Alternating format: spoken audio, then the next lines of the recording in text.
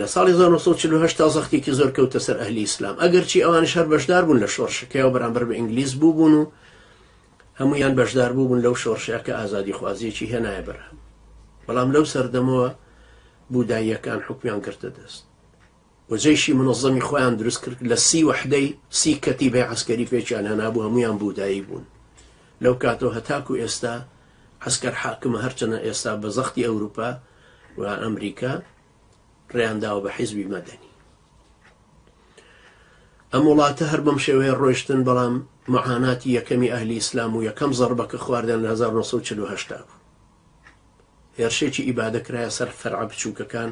گوندەکانیان سووتێنرا وردەوردە خۆیان کۆ کردەوە هاتنەوە ناو عێراقا ئەوانەی کە بە پیشەسازیەوە مەشغوڵ بوون لە شارەکان و ویلایەتەکانی تر هەموو دەرپەڕێنرا و مسادەرەی ماڵەکانیان کرا چونکە ئینگلیز خۆی چەند خوتەیەکی گرتە بەردەست هەر ئەو کاتەی پێش 1940 مسلمانەکانی لە هەموو وەزیفەکان دەرکرد و وەزیفە سەرەکیەکان و بوداییەکانی خستە شوێن مڵک و ماڵ و سامانی مسلمانەکانی لەو ناوچانەی مرکزیە ویلایەتەکانی تر مسادەرە کرد و ئیدایە دەست بوودیەکان مسلمانەکان و قیادەی مسلمانەکانی بە شێوەیەکی گشتی زیندانە کردیان نەفیەکردن بۆ دەرەوەی وڵاتەکانی خۆیان و ڕێی نەئەدا بێنەوە هەروەکو چۆن شێخ مەحموودی نەفی کردبوو بۆ دەرەوەی عێراق بە هەمان شێوە ئەو سیاسەتی تەبعاً لە کشمیریشە هەبوو لە هەندستان و لە هەموو مستەعمەرەکانی خۆیان هەبوو ئەوانە لە دەرەوەی وڵاتەکە ئەمردن قیاداتی تری وەکو ئەوان پەیانە ئەبووە مەزبەحەی یەکەمین سەربڕین و یەکەمین قەسابخانە کە بە شەڕی ئەهلی ئەکرێ جا سەیر ئەوەشە کە لە بورما هەموو شەڕەکان کە جەیشی ژەیکا بەرامبەر بە مسلمانەکان شەعبەکە ژەیکا چونکە شەعبەکە پیاوە دینیەکانیان پێشڕەویانە بن کە بودایین ئەو پیاوانەی کە ئیحرامی نارنجیان لەبەرایە و سەریان تاشیوە کە بە پێی پەتیەڕۆن ئەوانە حاقیترن لە جەیش بەرامبەر مسلمانەکان بۆیە بینی هەمویان تەور و تەوراس و ساتوریان پێچە قۆی گەورە شەڕەکان هەمووی شەڕی ئەهلی بوون لە 1942 پێشجیابوونەوە ئەو شەڕە بوو لە 1948 بوو لە 1962 بوو لە 1969 لە زمانی جەنەڕاڵ نیوین 19,000 ئافرەت عەمەلیاتی عوقمی بۆ کرا بۆی مناڵیان نەبێ لە 1983 بوو لە 2014 2015 ئەو ئێستاش 2017 دیسان تکرارە بێت ئەمەی کە پێوترا حەربی ئەهلی هەر بە درۆژ پێوترا حەربی ئەهلی چونکە حەربی ئیبادەیە بوو بەسەر مسلمانان کە بێچەک بوون مسلمانەکان بە توولی ئەم سەردەمە درێژ و دوورخایەنانە هەر بێچەک بوون ئێستا وا سەرەتای چەکداریە ئێستا سەرەتای ئەوانە کە چەک هەڵگرن کە چەکیان هەڵ نەئەگر هەر ئیبادە ئەکران کەوابوولانی کەم چەک هەڵگرن بۆی بە پێوە بمرن وەکو ئەهلی سووریا وەکو ئەهلی فەڵەستین وەکو ئەهلی تالیبان ئەفغان وەکو ئەهلی مەندەناوی جنوبی فیلیپین ساڵی 2012 شەڕێکی تری ئیبادە کرایە سەر ئەو ناوچان خەڵک لێیان بێدەنگ بوو لەبەرەوەی مەساڵحیان لەگەڵ ئەو وڵاتانە ڕوویەدا وڵاتەکەش خۆی وڵاتێکی فەقیرە تەنانەت مسلمانان نەیانەوێرە گا سەربڕن لە کاتێکە بوداییەکان بودا پەرستن عێراقیان بەسەر گاپەرستیەکەوە نییە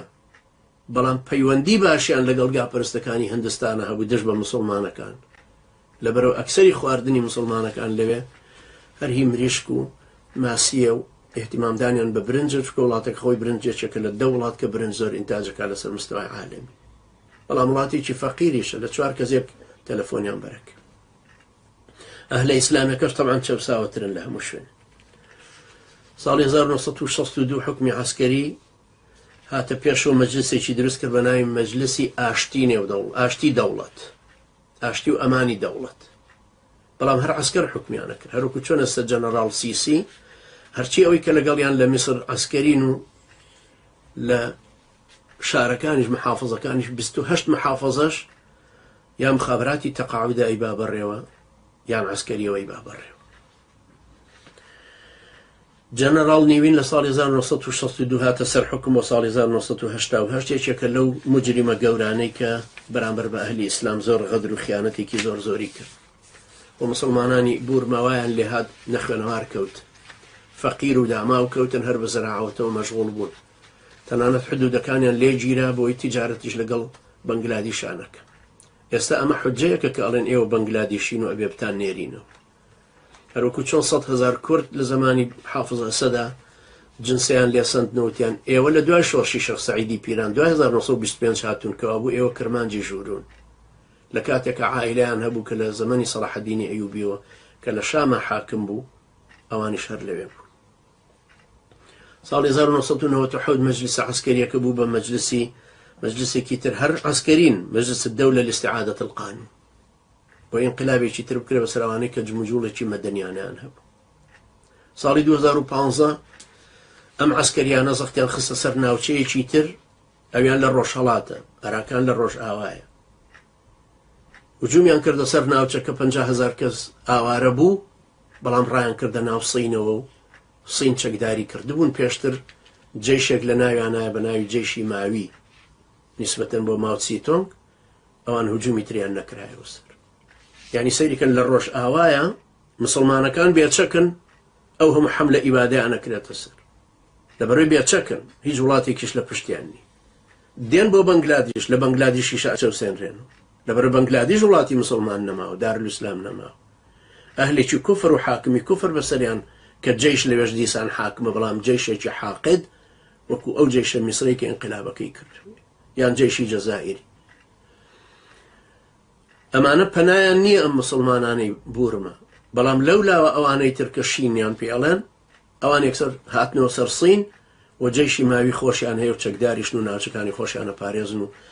هیچ حکمی عسکەریش هجوومێکی نەکردوەوە سەریان لە شەستەکانەوە ئەوانە بەردەوامن لەسەر چەکداری خۆیان. ئێستا ئەزانی بۆچی ئەهلی ئیسلام ئەچەوسێنرێنەوە لەبەرەوەی چەکیان پێ نییە و ئەمانە هەمووی قسەی کاوبابێ لە لات کە پێ دەڵێن بەزیوەکان بەزینەکە ئەفەلسەفێنن ئەڵێن ناکرێمە بە چەک بەرەنگاری ئەمانە بکەین و یەک کلاشین کۆفێکت پێ بێت دارێکت پێ بە باشترە وەک لەوەی بێچەک سەرت ببڕن حیا و شەرەفیشت بتکێنن تۆ توانی 5 کەس دەتوانێت کلاش کۆفی هەڵگرێت لە ماڵی خۆی دیفاع بکات تا کوژرێ ئەمەت باشتر نییە وەک لەوەی تەسلیم بە حەشدی وەحشی بی بە ڕیش ڕاتکێشن و بە زەلیلی 15 کەس لێ کاتە بە شەق تێتەڵەن ئەمجا دوای فیشکەکەت پێوەنیان